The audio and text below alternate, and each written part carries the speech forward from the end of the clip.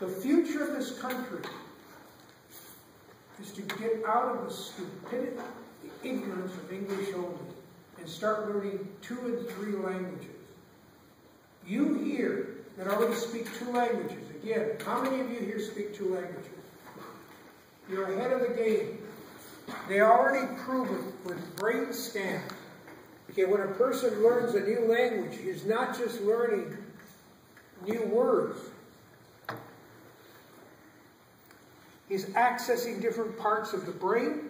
So you actually use different parts of the brain. People that get Alzheimer's, whatever you want to call it, only speak 1 language. When you speak 2, you get more movement of the brain. When you speak 3, you gain a flexibility. So to actually have a productive brain when you get old that doesn't get full of fear and confusion. 3 languages are the future, and not another European language, because European languages are one of the major problems we have on the planet.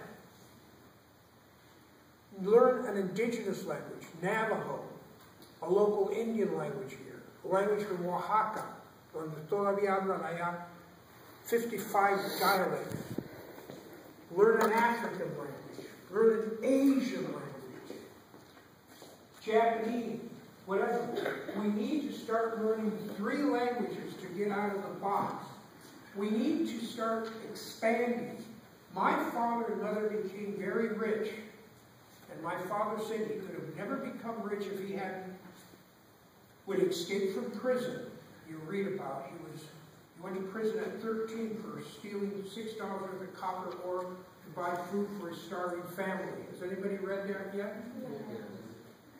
He went to Montana and lived with the Greeks. And the Greeks did something that nobody Chicano would ever do. All the Greeks, they'd make $1 a day, working 12, 14 hours, they'd make $1 a day. They'd save 50 cents, and then live on 50 cents and try to save money out of that 50 cents. At the end of the year, 50 cents a day is how much money? Come on. There are 364 days, and how much money is that? Loud! 182. What? 182. 182. 182. Thank you. Who said that? Good for you. The one that knows all the bad words. 182. And then they saved money out of the other 50 cents, so they would end up with nearly $200 saved. You do that for 5 years, how much money do you got? How much? Wow! And with 1,000, you know what a Greek could do? He could open up a restaurant. He could bring his loved one, su querida, from Greece. He could do this, he could do that. And he learned from the Greeks that money is power. When you know how to save it, when you know how to live cheap, when you know how to not just waste it and party and lose. He said, in the Mexicano sistema, you make money, you go drink, you buy liquor for your friends, you do this, you do that, you play like you're a big shot. Y esa es una pendejada nuestra cultura tiene muy mala. That's a cultural thing we have very stupid. And men will spend money and drink that they not take care of their family and not take care of their kids and then be abusive to the wife. How many of you know what I'm talking about from personal observation? Raise your hand. Raise them high. You've never seen anything like that? Nunca. You've never seen somebody drinking or wasting their money. All right, then raise your hand. Come on, raise your hand. Look at it. Do you know what the 2 worst words are in our culture? When something good happens, what do you say? ¡Ay, qué padre! Don't you?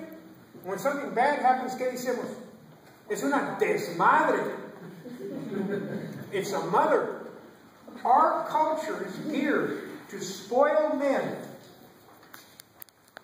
to crush the woman and to be hypocrites. And that happens all over the world, not just in the Mexican culture. But I'm talking about our culture alone. My nephew, when he came from Mexico to stay with us in the United States, grande, prieto, good-looking, Javier, una voz muy fuerte. He's 19 years old and he's going to go to the university. And he came to stay with his tío, Victor.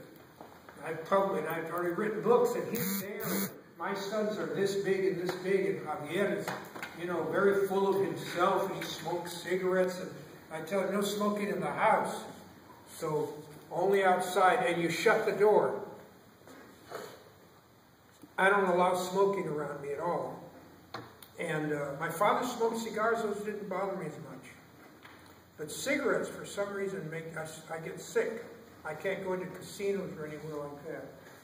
So anyhow, my sons come and tell me, when he goes to the toilet, he doesn't pick up the lid. And I say to him, I want you to pick up the lid at this house when you pee.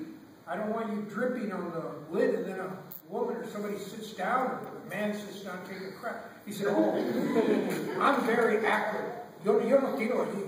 I said, you're not hearing me. I'm not asking you what you do. I'm telling you, you pick up the lid. Pero no lo ensucio. So he's not listening. So finally I scream, mira, pendejo. No te estoy diciendo your opinion. Get down on your knees and lick the toilet bowl. And he says, what? Lick it? You say it's clean, you don't drop it? You let me see you lick it? Y él dice, no lo voy a beber porque no está limpio, me dijiste que está limpio. And then he said, ¿por qué me tratas así? Why are you talking? I said, because you don't listen. And I said, you pick it up every time. Do you understand? And then you put it down and you wipe. And when you wash your hands at the sink, you clean up all around you. And when you go over to grandmama's house,